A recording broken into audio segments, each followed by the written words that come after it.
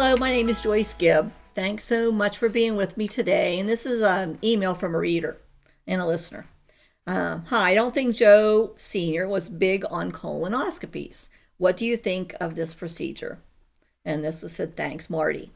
So one of the things you have to look at colonoscopies, and the risk before was perforation. The colonoscopy scopes now are very, very flexible. There is a decreased risk, but that is something that can happen.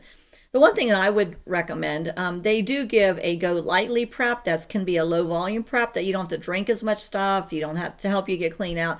But I recently had mine probably about 4 or 5 months ago, just as a screening tool. I hadn't done it for 15 years. So I felt like, okay, there's some things, I have a good gut, I thought, but I wanted to double check. So, especially with cancer risk. I mean, polyps are the benign cancerous tumors that develop, and those can develop into cancerous tumors. So why not treat that early on? But I did a vitamin C flush, and basically it's 2 teaspoons of vitamin C powder. Ours has some electrolytes in it, and 3 ounces of water every 15 minutes for probably 4 to 6 times that you do that. And then you have like this internal enema. All this water comes out. Probably for the next 6 hours, you're getting cleaned out. But it doesn't take as long to do. I was cleaned out very well. My colonoscopy was fine.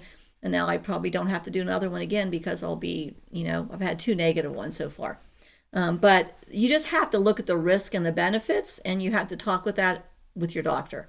So if you're having some GI issues, like you're having constipation, or you can't evacuate a stool, or you have bloating and gas, I mean, that really is, the risk is a lot lower than it ever used to be.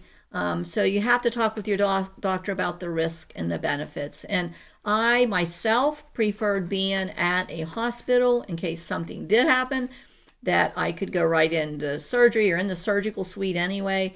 I didn't want to be at a surgical center and then have to be transferred with a perforated bowel, which can cause sepsis and all other kinds of complications. So that's my advice about colonoscopies. And so I think, they are necessary. You just have to talk with your doctor about that. Thanks a lot. Thanks for listening.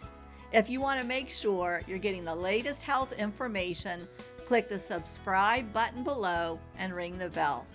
That way you can make sure you're not going to miss out on any of the latest information.